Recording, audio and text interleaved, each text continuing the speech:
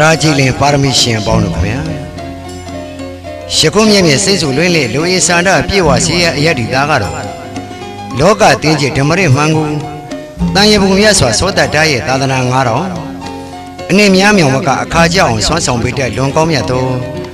ဥက္ကဋ္ဌကျော်ဆရာတော်များသတင်းသုံးတော်မူရာတောင်ငါလုံးပတ်ခုရာဇဂျူသာသနာသမိုင်းမှာကြပြည့်တွင်ခဲ့တယ်လို့ယခုအိန္ဒိယဣတိတဟာလည်းဝေဝါဝေပုံလွှမ်းချုံပန်းတော်ကလင်းတာနှုတ်သည်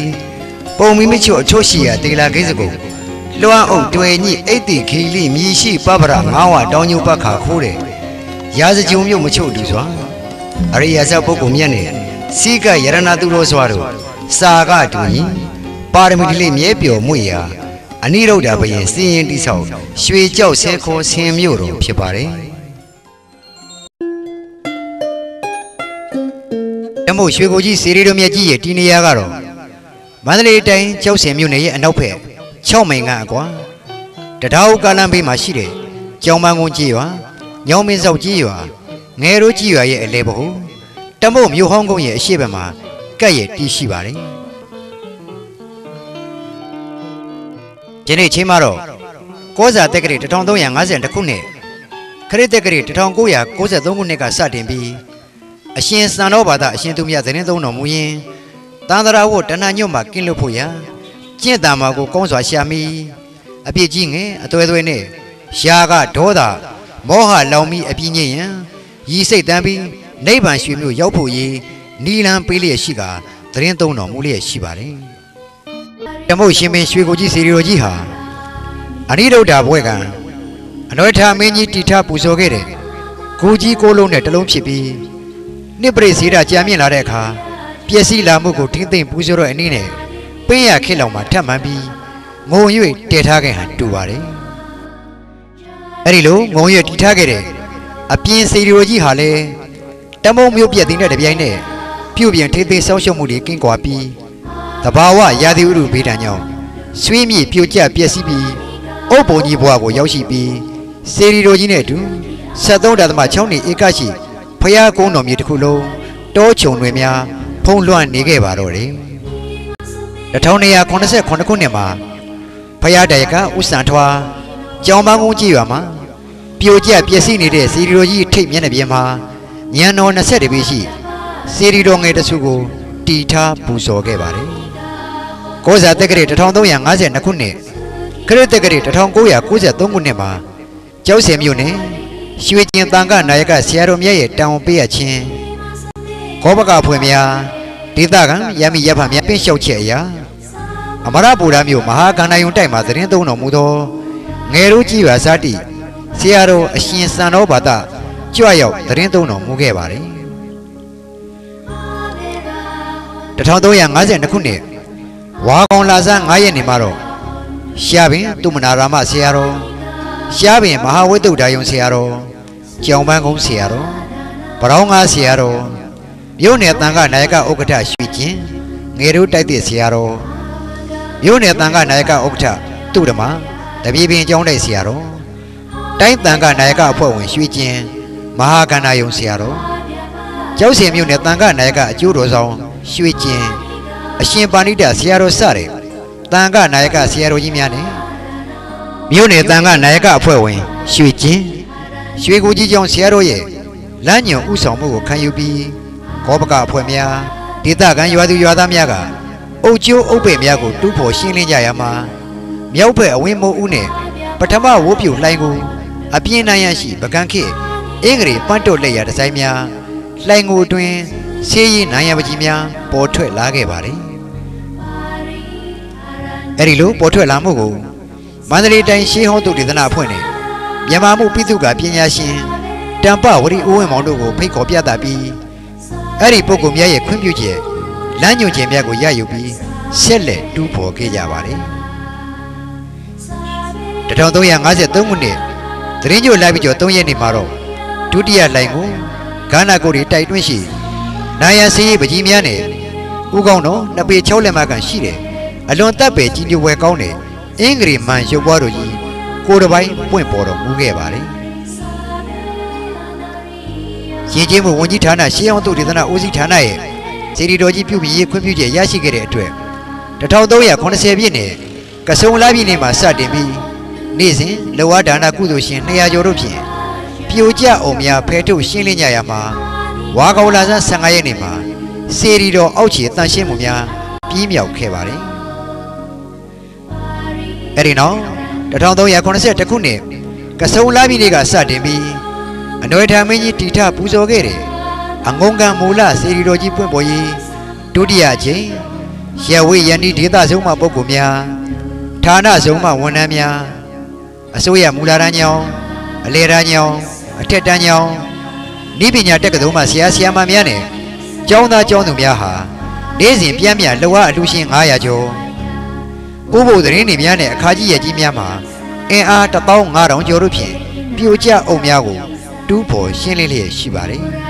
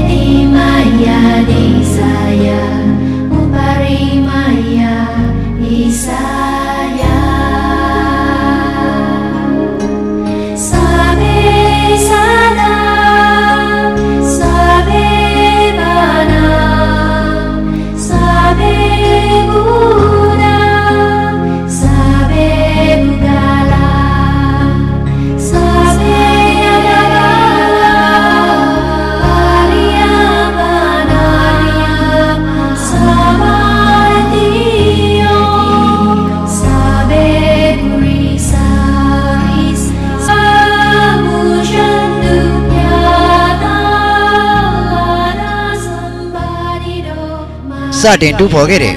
1382ခုနှစ်ကဆုံလပြည့်နေ့မှာတော်သတင်းလပြည့်နေ့ထိပွင့်ပေါ်လာသောစီရီတော်မှာတွေ့ရှိရတဲ့ရှေးဟောင်းအမှုပညာလက်ရာများကတော့ပန်းဆွဲပလူပုံများနိုင်ရန်အင်္ဂရီပန်းတော်ရုပ်ကြွများစီရီတော်လေးပင်မျက်နှာရှိမိုးဦးတကယ်ကနုတ်ပန်းဒီဇိုင်းများ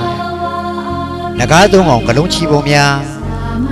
ပကန်းကတွင်ချင်းသိနှင်းပုံများချင်းသိလေပြန်ချင်းသိကိုးနှခွမြင်းကောင်းနဲ့လူခန္ဓာအတ္တမုခိပုံရှင်ဦးကောင်းနဲ့ငှက်ကိုငှက်စင်ပုံဗျိုင်းနှကောင်လဲလေးဆင်သမင်မြောက်မိချောင်းငါစတဲ့ပုံများနဲ့အထက်ပစ္စည်းမှာအရန်စီရင်ငယ်များနိုင်ရန်ဘေးပတ်လည်းဖောင်းရင်မှာရှားပါအင်္ဂလိပ်စာဖြင့်နံပါတ်စင်ထူ950တရုတ်ဖော်ဖောင်းကြပုံများမုံတွင်မှာရှိတဲ့ရုပ်ပွားတော်များစတဲ့ရာပေါင်းများစွာသောဆန်းကျယ်တဲ့17ရာစုခေတ်ပန်းတုတ်လက်ရာအနုစိတ်အင်္ဂလိပ်ဒီဇိုင်းများနေ့စဉ်တစ်ချိန်ချင်းပေါ်ထွက်လျက်ရှိရာမှာလုပ်ငန်းဆောင်ရွက်မှုပမာဏ80ရာခိုင်နှုန်းကပြည့်မြောက်နေပြီဖြစ်ပါတယ်အန္တကူဖျားလို့ခေါ်တဲ့12ရာစုပကံခေတ်အနုစိတ်ပန်းတမော့လက်ရာကိုဒီရှင်မင်းရွှေကူကြီးဖျားရဲ့အင်္ဂါထောင်းကနောက်ဘက်ကိုတဲ့တယ်တဝကူဖျားဘဟုမန္တန်ကနေစပြီးရပါတယ်အန္တကူစင်းလူတော်တွေဟာမြမသမိုင်းမှာလွန်ခဲ့တဲ့နှစ်ပေါင်း1000ကျော်ကနေစပြီးတော့ခဏိတဲ့အထိအစုပေါင်း30လောက်တွေ့တယ်လို့စရင်းတော့သိရှိပါတယ်တကယ်လက်တွေ့မှာဆိုရင်တော့ပကံရှေးအောင်ရင်ချင်းမှုပြတိုင်းနဲ့ရန်ကုန်မြို့မြို့သားရင်ချင်းမှုပြတိုင်းဒီပြတိုင်းနှစ်ခုမှာသွားပူလာဆိုရင်9ခု10ခုလောက်သာရှိပြီးတော့အချို့ဘုရားတွေကမူလတွေ့လိုက်တဲ့ဘုရားတွေကိုပြန်ပြီးတော့ထားပနာကြပါတယ်တချို့ကြတော့လဲမကမာသူတွေလက်ထက်နဲ့လက်ချက်နဲ့နိုင်ငံသားကိုကြွသွားလို့မမပြီးမှပူးစရာဆိုလို့ရှားရှားပါပါ9စုပဲရှိပါတယ်အဲ့ရှားပါတဲ့ထဲကဒီတစုဟာမြမအန္တကူတစ်ပိုင်းမှာတက္ကီ2011ခုနောက်ဆုံးတွေ့ရှိတဲ့ဒီမှာလက်ရအနုစိတ်တဲ့အန္တကူချက်ဖြစ်ပါတယ်ဒီအန္တကူပန်းတမော့လက်ရကိုအသေးစိတ်ပြောမယ်ဆိုရင်အန္တကူကြောက်စင်းတို့ဟာအင်တန်သေးငယ်တဲ့ကြောက်စစ်လက်ရဖြစ်ပါတယ်ဘောရီဘယ်နဲ့ရွှေပလင်အောင်ကပုတ်ဝင်စင်းတို့တော်အကြီးရှိပါတယ်အဲဒီစင်းတို့တော်ဟာကြာပွင့်ပလင်ပေါ်မှာစံပဲနေပြီးတော့မှစင်းတို့တော်ရဲ့ဘယ်ညာကပ်ရမှာခေါရမဘုရားသခင်ပြီးတော့ဒီဗရကဘာရဲ့နောက်ဆုံး အရင်မရေရဖရားလောင်းတယ်ဒီကဘာကြီးမှာနောက်ဆုံးပွင့်မဲ့အဝလောကီတေသရာဖရားလောင်းဆိုပြီးတော့ဖရားလောင်းနှစ်ပါးကဝဲရမှာရပ်နေပါတယ်မြတ်စွာဘုရားသခင်ရဲ့ခေါင်းတော်ပေါ်ရဲ့တဲ့တဲ့မှာတော့ဘောရိညောင်ပင်ရှိပြီးတော့ဘောရိညောင်ပင်အကိုင်းအခက်နဲ့ဘုရားလောင်းနဲ့သားနှစ်ပါးရဲ့အကြားမှာမြတ်စွာဘုရားသခင်ကိုမန္တမင်းလာတိုက်စဉ်ကပါလာခဲ့တဲ့မန်စစ်တီပုံတွေကိုတွေ့ရမှာဖြစ်ပါတယ်တင်မြင့်ဝင်စင်းတို့ရဲ့နောက်ကျောမှာတော့ဟင်းသာပန်းကိုက်ပကံခိပလင်တကယ်ပါရှိပါတယ်တင်မြင့်ဝင်စင်းတို့ကြီးသတင်းသုံးနေတဲ့ကြာပွင့်ကြီးကိုတော့ဒီအောက်ကနေပြီးတော့မှနဂါးခေါင်းဆောင်ပါတဲ့နဂါးလူလင်နှစ်ပါးကကြာဘူးကြာယူကြာဆွယ်တွေနဲ့တကွကြာပလင်းလို့ခေါ်တဲ့ဘုရုမာသနာပလင်တော်ကိုအောက်ကနေငှပြီးတော့ပူဇော်ထားတဲ့ပုံရှိပါတယ်အဲ့ဒီပလင်ရဲ့ဒုတိယဆင့်ပလင်ကတော့စေရုပ်ခံထားတဲ့ကစားသနာပလင်ချင်းသေးရုပ်ခံထားတဲ့တရားသနာပလင်စသဖြင့်ဒီအနဂူစင်းလူတော်လေးမှာကြာပန်းခံတဲ့ကြာပလင်စေရုပ်ခံတဲ့စင်ပလင်ချင်းသေးရုပ်ခံတဲ့ချင်းသေးပလင်တနည်းအားဖြင့်ပြောရင်ဘုဒ္ဓမာသနာပလင်ကစားသနာပလင်တရားသနာပလင်ဆိုပြီးတော့ပလင်တော်300ပါရှိတာကိုလည်းတွေ့ရှိရပါတယ်အောက်ဆုံးအတန်းမှာတော့စကြဝဠာမင်းပိုင်နဲ့စကြဝဠာမင်းရဲ့ယရနာ9ပါးတနည်းအားဖြင့်ပြောမယ်ဆိုရင်စကြယရနာပရမယယရနာစင်မြယရနာမြင်းမြယရနာတာကြီးယရနာမြောက်ကျွန်းသူမိဖုရားယရနာနဲ့တတိယရနာဆိုပြီးတော့စကြဝဠာမင်းပိုင်နဲ့ယရနာ9ပါးကိုလည်းပလင်တော်ရဲ့အောက်ဆုံးနှမ်းမှာပြထားပါတယ်တင်မြင့်ဝေစင်းတို့ရဲ့ဝဲရမှာဘုဒ္ဓဝင်ကဆင်းသူတွေပါပါတယ်ဒီဘုဒ္ဓဝင်ကဆင်းသူတွေဟာမြတ်စွာဘုရားဖွားတော်မူတဲ့အချိန်ကနေစပြီးတော့ပြိဋိဘံဆန်တဲ့ဘုဒ္ဓဝင်အားလုံးကိုကျင်းချုံပြီးတော့ဘုဒ္ဓဝင်က8ခန်းနဲ့ပြဆိုထားတာဖြစ်ပါတယ်ပထမဦးဆုံးတင်မြင့်ဝေဆင်းသူတော်ရဲ့လက်ဝဲဘက်မှာရှိတဲ့ဘုဒ္ဓဝင်ကဟာလုံမနီအင်ဂျင်တော်မှာမေရောမာယာမြတ်စွာဘုရားသခင်အလောင်းတော်တိဋ္ဌရမင်းသားကိုဖွားမြင်တဲ့အခန်းဖြစ်ပါတယ်ဒီအခန်းမှာမေရောမာယာနဲ့အတူ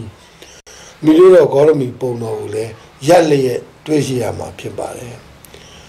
ဒီအခန်းနဲ့ဆန့်ကျင်မဲ့တင်မြင့်ဝေစင်းသူရဲ့ယာဘက်မှာတော့မြတ်စွာဘုရားသခင်ဟာယဟန်များနဲ့ဆုံးမလို့မရလို့ဒီချိန်မှာဝါတွင်ကာလပလလဲရတော့မှာတပါးတဲ့တွားရောက်ဝါဆိုတဲ့အချိန်မှာပလလဲရဆင်မင်းနဲ့မြောက်မင်းတို့ကမပြောခိုင်းပြားတဲ့လက်စသည်ကိုတဝါတွင်လုံးဆင်မင်းနဲ့မြောက်မင်းကနေပြီးတော့မြတ်စွာဘုရားသခင်ကိုအစားတောင်များလှူတဲ့တနည်းအားဖြင့်ပြောရင်တပါးတဲ့ပလလဲပလလီကတော့မှာဝါဆိုတဲ့အခန်းဖြစ်ပါတယ်အလဲဘုံစင်းလူတော်ကြီးရဲ့လက်မောင်းတော်နဲ့တည့်တဲ့ဝဲဘက်ကြာဘက်မှာလည်းဓမ္မစကြာဟောဟာနဲ့စင်းလူတော်နှစ်စုပါပါတယ်စင်းလူတော်ကြီးရဲ့ဝဲဘက်မှာရှိတဲ့ဓမ္မစကြာဟောခန်းစင်းလူတော်ကတော့မိဂရာဝံတော်မှာပြင်စဝက်ကြီးရဟန်းတော်၅ပါးကိုပထမဦးဆုံးတရားချီးမြှင့်တဲ့အခန်းဖြစ်ပါတယ်ဒီစင်းလူတော်ရဲ့ပလင်အောက်ချိန်မှာဓမ္မစကြာဝိုင်းနဲ့တမင်နှကောင်ကိုလည်းထင်ထင်ရှားရှားတွေ့ရပါတယ်သူနဲ့စန့်ကျင်မဲ့စင်းလူတော်ကြီးရဲ့ယာဘက်မှာရှိတဲ့အခန်းကတော့မြတ်စွာဘုရားသခင်ဟာအဝိဓိပြည်တရက်ဖြူရင်ရင်းမှာဒိဋ္ဌိတွေကိုတကိုးပြရတဲ့အခန်းပြတဲ့အခန်းဖြစ်ပါတယ်အဲ့ဒီမှာပလင်တော်ရဲ့အောက်ချိန်မှာစိတ်ပြက်လက်ပြက်နဲ့မှိုင်းနေတဲ့ဒိဋ္ဌိတယောက်ရဲ့ပုံကိုလည်းမြတ်စွာဘုရားသခင်ပုံတော်ရဲ့အောက်မှာတွေ့ရှိနိုင်ပါတယ်နောက်တစ်ခါဒီအခန်းနှစ်ခါရဲ့အထက်တနည်းအားဖြင့်ပြောရင်အလယ်ဆင်းလူတော်ကြီးရဲ့ဝဲရမှာရတ်တော်မူလို့ဆိုပါပါတယ်ဝဲဘက်ကရတ်တော်မူကတော့ရာဇယုပြည်မှာစေစိုးကြီးနှိမ်နှင်းတဲ့အခန်းဖြစ်ပြီးတော့ရာဘက်ကရတ်တော်မူကတော့မြတ်စွာဘုရားဝါတွင်3လလုံးမေတော်မိနတ်သားကိုအဘိဓမ္မာတရားဟောပြီးတဲ့နောက် သင်္ကတနဂုပြည်ကိုဆင်းသက်လာတဲ့အခန်းဖြစ်ပါတယ်နောက်ဆုံးအခန်းဖြစ်တဲ့အလယ်ဆုံးတော်ကြီးရဲ့အထက်တဲ့လျောင်းတော်မူခြင်းသူကတော့မာလာမင်းတို့ရဲ့အင်းကြီးဥယျာဉ်မှာအင်းကြီးပင်မျိုးနှစ်ပါးအင်းကြီးပင်မျိုးနှစ်ပင်ရဲ့အကြားမှာတလွန်တော်ထဲမှာမြောက်သူအိုခေါင်းတော်ပြုတ်ပြီးတော့မှပရိနိဗ္ဗာန်စတဲ့အခန်းဖြစ်ပါတယ်ဒီပရိနိဗ္ဗာန်စတဲ့အခန်းမှာလူနာပြင်မှာအားလုံးကယဟန်တော်များအပါအဝင်ပူဆွေးကြတဲ့ပုံတွေနဲ့ထိတ်မှာရသော်ဘုရားသခင်ရဲ့တေဇောရလောင်လို့ကျွင်းကြံခဲ့တဲ့ဓာတ်တော်မူတော်တွေကိုဌာပနာထားတဲ့စေတော်တစုကိုလည်းတွေ့ရှိရမှာဖြစ်ပါတယ်အန္တကူတွေဟာတခြားနေရာမှာတွေ့ခဲ့ပေမဲ့ယခုအန္တကူလိုမူလဌာပနာတွေကတွေ့ရှိမှုဟာအင်မတန်ရှားပါပါတယ်ဒီအန္တကူဟာမူလဌာပနာတွေတွေ့တဲ့အတွက်ရသော်ဘုရားသခင်ရဲ့သင်္ကန်းတော်တွေအောက်ကကြာပန်းကိုပင့်ချီထားတဲ့ငကားလူလင်ရဲ့ပစိုးလုံကြီးတွေမှာအနေရောင်ဟင်းသက်ပဓာတွေနောက်ခံမှာအနေရောင်ဟင်းသက်ပဓာတွေတွေ့ရတာဟာကျန်တဲ့အန္တကူတွေမှာမပါသေးတဲ့စေးရေးအန္တကူဖြစ်တွေ့ရှိရတာကိုခုတွေ့နိုင်တာဖြစ်ပါတယ်အခုမြင်တွေ့နေကြရတဲ့အမှုစိတ်လက်ရအင်္ဂလိပ်ပန်းတော့အချက်ကြီးဟာဒီစီတော်ကြီးရဲ့မြောက်ဖက်ဝင်ပေါက်မုတ်ကပြုတ်ကျလာတဲ့အင်္ဂလိပ်ပန်းလက်ရဖြစ်ပါတယ်ပင်ရခေတ်မှာပင်ရခေတ်ဘုရင်ဥဇနာမင်းကြီးကနောထာမင်းကြီးနဲ့နရပတိစီသူမင်းကြီးတို့တည်ထားခဲ့တဲ့တမုတ်ချူကြီးဖျားအောက်ခြေဆွေးမြေ့နေတဲ့အတွင်းဆိုင်ကောင်းတွေပြိုကျနေတဲ့အတွက်ဒီစီတော်ကြီးရဲ့ပန်းတော်အင်္ဂလိပ်ပန်းများကြာရှည်လေးမြင့်ခံအောင်ဆိုပြီးတော့မှအပြင်ကနေရွှေစည်းကုံစီပြီးတော့ပုံတရာနဲ့စီဒီတဆူလွှမ်းငုံခဲ့ပါအဲ့လိုလွှမ်းငုံတဲ့အချိန်မှာအပြင်ရွှေစည်းကုံစီရဲ့ဒုတိယပြည့်စရာနဲ့မလွတ်လို့မြောက်ဘက်ဝင်ပေါက်ရဲ့မုတ်အပေါ်ပိုင်းဟာဖြိုချလိုက်ရဒီဖြိုချလိုက်ရတဲ့မုတ်အပေါ်ပိုင်းမှာပါနေတဲ့အင်္ဂလိပ်လက်ရာတွေကိုအဲ့ဒီမုတ်ရဲ့အရှိဘက်တနည်းအားဖြင့်ပြောရင်ဒီတမုတ်ရွှေကူကြီးဖျားရင်မြင်တော်ရဲ့တနင်းငွေတောက်မြေအောက်3မေအကွာမှာစနစ်တကျမြုပ်နှံခဲ့ပါတယ်စီတော်ရဲ့ပတ်လန်းခင်းမှုအတွက်မြင်ညှိတဲ့အခါမှာခொနရတင်ပြခဲ့တဲ့စီတော်ကြီးရဲ့တနင်းငွေတောက်အလူကဌာနရဲ့တောင်ဘက်မှာမြေကြီးအောက်3ပေလောက်မှာအင်္ဂလိပ်အချက်ပြားကြီးတစ်ခုတွေ့ပါတယ်အဲဒါကြောင့်မို့ဒီအင်္ဂလိပ်အချက်ပြားကြီးဟာမကွဲမပြက်အောင်လို့အပေါ်ကနေပြီးတော့မှဘီလက်မြေနဲ့ခိုင်မအောင်တပြင်းတည်းပြည့်အောင်ဘီလက်မြေလောင်းပြီးတော့မှပြန်ပေါ်လိုက်တဲ့အခါမှာအခုမြင်းနေရတဲ့အတိုင်းဒီခလဲမှာတရင်နဲ့ဘေးမှာယာမလက်ပြူပုံနေပါတဲ့ပကံခေပန်းတော့လက်ရအင်္ဂလိပ်ပန်းကြကြီးတွေ့မြင်ရတာဖြစ်ပါတယ်ဒီဒါကြောင့်မို့ဒီအင်္ဂလိပ်ပန်းကြကြီးရဲ့အနုလက်ရများကိုအသေးစိတ်ဘုရားဘူးများလေးလာနိုင်ရန်ကိုရည်ရွယ်၍၎င်းဒါမှမဟုတ်ဒီအနောထာမင်းတရားကြီးနဲ့နရပတိစီသူမင်းကြီးတို့ရဲ့အင်္ဂလိပ်လက်ရကိုတန်မိုးထားပြီးတော့မှမပြတ်မစည်းအောင်စနစ်တကျမြုပ်နှံခဲ့တဲ့ဥဇနာမင်းကြီးကိုဂုံပြုတဲ့အနေနဲ့တော့၎င်းဒီမူလမြောက်ဖက်ဝင်မောက်ရဲ့အနောက်ဖက်ရင်မြင်ပေါ်မှာပြကားတစ်ခုကြီးယူစရာတစ်ခုဖြစ်အောင်လို့ဒီအင်္ဂလိပ်ပန်းတော်လက်ရတွေကိုတီဆောက်ပြီးတော့မှကြီးစုစရာဖူးတွေ့စရာနေရာတစ်ခုဖြစ်နေတင်ပြထားခြင်းဖြစ်ပါတယ်အခုဒီရွှေကူကြီးစီတော်ရဲ့တနင်းငွေနဲ့ထောက်မှာရှိတဲ့အဆောက်အဦကတော့တခြားဒီရွှေကူကြီးစီတော်ရဲ့အရှိဘက်အနောက်ဘက်မှာရှိတဲ့တာလင်းကအဆောက်အဦမျိုးနဲ့မဆိုင်မဲနဲ့အလွန်ရှေးကြတဲ့တနည်းအားဖြင့်ပြောရင်အနောထာမင်းတရားကြီးတမုတ်ချီကူကြီးစီဒီတော်ကိုမတည့်ခင်ခေတ်ကတည်ရှိခဲ့တဲ့အဆောက်အဦတစ်ခုရဲ့ဗနဲ့ပုံဖြစ်ပါတယ်။တမုံမျိုးအောင်ဟာအတော်ထာမင်းတရားကြီးလက်ထက်တော်မှာလေတွင်းဆက်တဲ့ခရိုင်အပါဝင်ရှင်းမျိုးဟောင်းဖြစ်လာခဲ့တာပါ။ဒီအရင်ကဒီနေရာမှာပြူလူမျိုးတွေနေထိုင်မှုတဲ့တမုတ်ရွာကြီးရှိတယ်ဘူးပါ။ဒီရွာကတည်ဆုံးသွားတဲ့ပုဂ္ဂိုလ်တွေရဲ့ရုပ်ကလပ်ကိုမိသ